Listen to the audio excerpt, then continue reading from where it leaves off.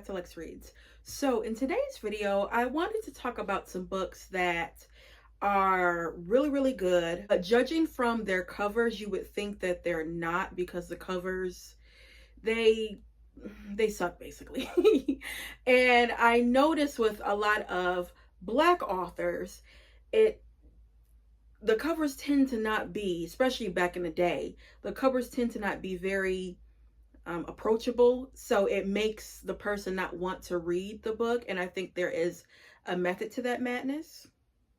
But in recent years, I do have to admit that covers have really transformed, and especially like YA and middle grade and children's books. Oh my gosh, sometimes in the beginning of my reading journey, I would just get books just because of the covers, but now I don't do that anymore.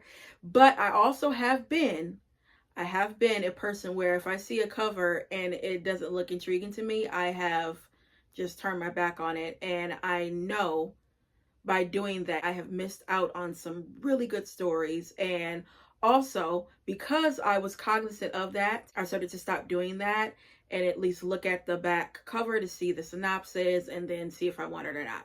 But I just want to share a couple with you. So first, this author actually is not Black. This author is a white man, and it is The Human Shin by Philip Roth. Now, I actually watched the movie. Really wish I would have read the book first, then watched the movie, because you learn the person's secret. So this is about a man. He is a professor, a Coleman Silk. He is accused of racism towards one of his students, but he has a secret that he has been harboring for years, never told his wife, never told his 4 children, and someone discovers his secret. And yeah. Now, like I said, it was a movie and it starred Anthony Hopkins and Nicole Kidman, and it was really good. So if you guys would want to read the book, I would at least watch the movie because it's very close. This is a prime example. I saw this cover and I was like, oh girl, okay, no, because it doesn't look like anything. It just has a title and, you know, the author. But when I watched the movie, I realized it was based on a book. I said, let me get it, and I ended up getting this same edition. This is when I discovered, you know what, girl, start reading the synopsis before you judge the book by its cover, because you could have missed out on a great story. And I'm glad that I picked this up. Next is The Women of Brewster's Place by Gloria Naylor. Now I have this edition. This is it's a Penguin book, but it's mass market paperback, and I cannot stand mass market paperbacks. I remember seeing this edition because it was like $2 or something, and I needed it for our book club because this was one of our picks last year for Unsung Black Book Club. We all loved it. I mean, love this book, love the miniseries with starring Oprah Winfrey, just amazing. But again, this cover, you wouldn't pick this cover up. Look at this. It don't look like nothing. And even some of the covers, like the new editions, they don't look like anything. Okay, so yeah. Next is Evas Man by Gail Jones. This cover is just ridiculous because this has nothing to do with the story. Now, this story, if y'all are not into trauma, or who's into trauma? If y'all are not into reading trauma-filled books, I wouldn't pick this up because, oh, girl. Her books are going to deal with sexual abuse, physical abuse, anything that's abuse, it's gonna deal with it. But Evas Man, I just can't get over this book. It's a heart with an eye. No, this is about a woman that is abused by her husband, and she ends up doing something and lands herself in jail. And then you learn, when you read it, you learn about her past, her childhood, which is beyond devastating and disturbing. This has nothing to do with the story. No. Next, this book, the cover is not just ugly. Got this author because after I read like her first book, I'm like, I'm getting all of her books, and read all of her books. And it is Edwidge Danticat. She is a Haitian writer. When I first read Breath, Eyes, Memory, unbelievable. And when I read that, I said, I'm reading her whole catalog. It's a collection of short stories.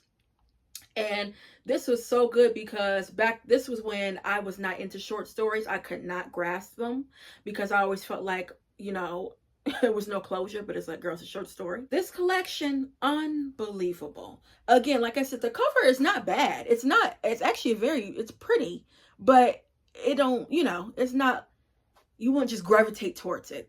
But one story in here, oh, what is it called? Because I haven't read this in some years.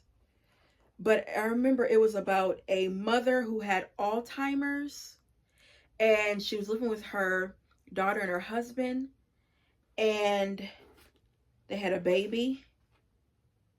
And she used to always think that she used to play with dolls, baby dolls. And that's all I'm going to say.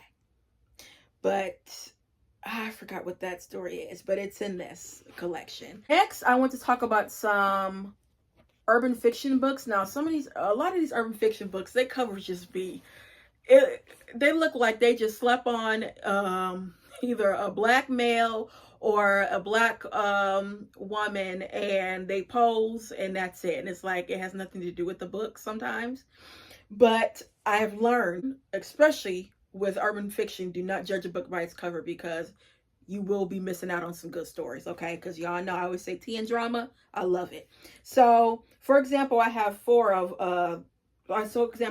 these urban fiction. This is Love and Happiness by Ben Burgess Jr. Now, I mean, this don't look like nothing. It don't look like nothing, okay? It's just a man and a woman. And the story is so much more deeper than that. You got a woman that cheated on her husband. Some stuff happened. And yeah, being very surface because I don't want to give it away, but it was really good. Next is Twisted by Tracy Brown. Again, no. You got a young woman, her man real trifling. He tried to get back with her. Then you have, that's one story. This is a novel though. Then you have, what's the other guy's name? Rolo, I believe his name is. He got a little crazy girlfriend, ex-girlfriend. She won't leave him alone. He start dealing with another girl. Remember, she works in a shop because they was beefing in the salon. That scene was good. They was beefing in the salon. They was going at it. And then something else goes on.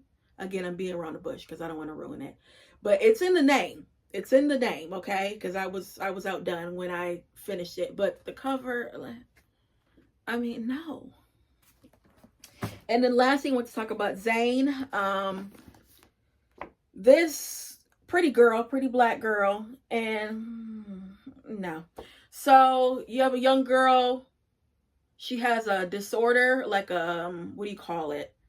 A personality disorder, where she's really her main self. She's nice and normal and sweet, but her little alter ego or whatever is real freaky and does some stuff. But there's a lot of tea in this.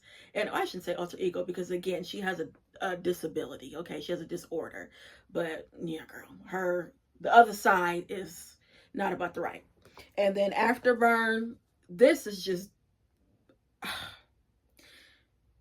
what can I say about this book? This is the first Zane book I picked up. And again, the cover did not get me. I just read the synopsis and I said, okay, I'm gonna get it. And also too, this is a time where I wanted to try to get into erotica, which I can read erotica, but I have to take doses because the stuff they talk about, and that don't be real. I mean, it'd be a lot, okay? So I have to take it in doses. But if you are looking for it and like, look, an erotic experience or want to get into erotic fiction, Zane is number one, okay? That 50 Shades of Grey bull crap, don't do that. Don't start with that. She ain't got nothing on. Zane, whatever her name is, EJ, James, or whatever, she has nothing on Zane, okay? But this story, although it has sex in it, clearly, but it's a storyline, okay? It's a storyline with characters, and the characters are, have layers, it's depth, they have it's plot driven, there's character development. Zane can write, but it was a sad ending, okay? It's about a woman and a man. They get together, some things happen, and yeah, again, being around the bush. Next is, of course, I have to mention a Donna Hill. Y'all know how much I love Donna Hill, but look at this cover. Does this look like anything you would want to read? But when I tell you this was so good, this is the sequel to, I always mention this book, Rhythms, because this is the first book I ever started by her. And this cover's pretty. This cover is actually very pretty. This one, like what? How does this correlate with this? It doesn't. I mean, this is a brownstone. This has nothing to do with the story. Yeah, nothing to do with the story. This is talking about a young girl. She just discovered some things about her family, secret and lies, and she wants to discover more about her family, about herself, and that's basically it. But these brownstones have nothing to do with the story. Nothing to do with the story. This is what I'm talking about, where you have this in a bookstore and a person look at this and they won't even blink. Okay, and again, it's a method to their madness. Lastly, have to mention this author. This is my favorite author of all times. It is Bernice L. McFadden, Sugar. Now, they did release a 20th anniversary of this book, which the 20th anniversary was in 2020, and this is the new edition, which is way better than this. Like, you would gravitate towards this, okay? Love it. But, no. But when I tell you this is so good, I did a reading vlog on this. So good. I mean, anything that Bernice M. McFadden writes, I will automatically get. I've read all of her books. I've actually read her books twice because they're so good. But again, when you look at this cover, it doesn't look appetizing. It looks so homely. And, well, I'm trying to see if it goes with the story. So, okay, it's set in Arkansas. So the South. Okay. Yeah, you could. Well, no, because Sugar don't look nothing like this. And then these two at the back, that could be the couple, her next door neighbor. But again, it doesn't, no, it doesn't do anything. I would say the two covers that stand out most in my mind is Queenie by Candace Cardi Williams. I remember I didn't even want to read this. I just wanted to get the book because of the cover. And then they had editions where they had different colors of it. Like they had a blue one, a pink one. I remember I really wanted to get the pink one. But this is a cover. Like when you walk in the store, you're going to stop and look at it, okay? Now, for this story, I would say this is a book where you either love it or you hate it. I actually liked it. It's not a story for everyone. I would say trigger warnings because it deals with abuse, sexual, verbal, mental abuse, especially sexual. So it is some trigger warnings. They were comparing this, I remember when it came out, to a Bridget Jones. And that, no. Because if you have read or at least watched Bridget Jones' Diaries, Bridget is no trauma. She's just awkward and quirky, you know.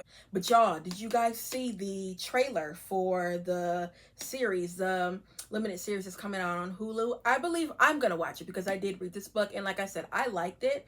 It's a one and done though. I don't need to revisit this book because of the stuff that Queenie did. You're never going to forget. That's how much this book is going to stand out in your mind, because the stuff she did was just stupid. But there was a reason why she did it. So after I learned that, I had a tiny bit more grace when it came to Queenie. But I watched the trailer a couple of days ago, and it looks a little bit more lighthearted than the book, which I'm totally fine with. But I mean, just from the trailer, I hope they do stick to the story. But it did look a little upbeat than what the book was, which the book wasn't. They had some upbeat moments, but I mean, again, the stuff that I can remember, it was full of trauma, and yeah. And then lastly, I would say Great Gatsby, because I remember my junior year of high school, before we read this book, my English teacher, she said, okay, you guys, I want you to look at the cover. Look at the cover, and what do you see? And she made us write down some key, things. And if you look at it, you see the tear. Looks like she's crying. It's green. The eyes, there's like people in the eyes. The road with some lights. It almost looks like an amusement park. I see like the 1920s kind of like, head.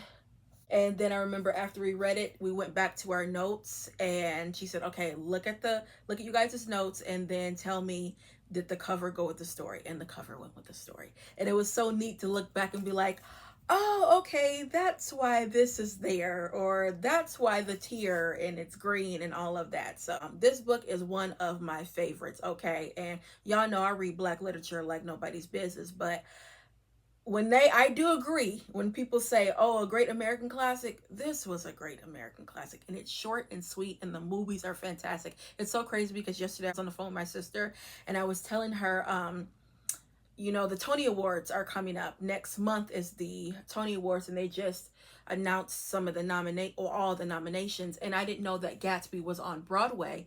And I was saying, I wonder how that is, how it is on Broadway, because I really like the movie, the new movie that came out a couple years ago with Leonardo DiCaprio. I like that way better than the one in 1970 something with Robert Redford, even though I love Robert Redford. Look, he still looked good, and he what, almost 90, but it looked like in that movie they just took the whole book and the characters are just reading the whole book. It looked like that screenplay they just copied and pasted, okay, as opposed to the new, movie, if you guys have seen it. And then they still kept the story, but it had some modern aspects. Like I had like Jay-Z playing in the background. I'm thinking, what in the world? But it worked. It worked. This cover, amazing. One of my favorite books. So yeah, guys, that is it when it comes to judging a book by its cover. Again, you guys, don't judge a book by its cover, because you can be missing out, okay?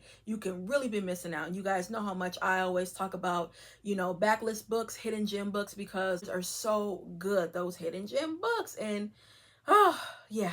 That's all I have for you, and I'll be back with more black books. Bye.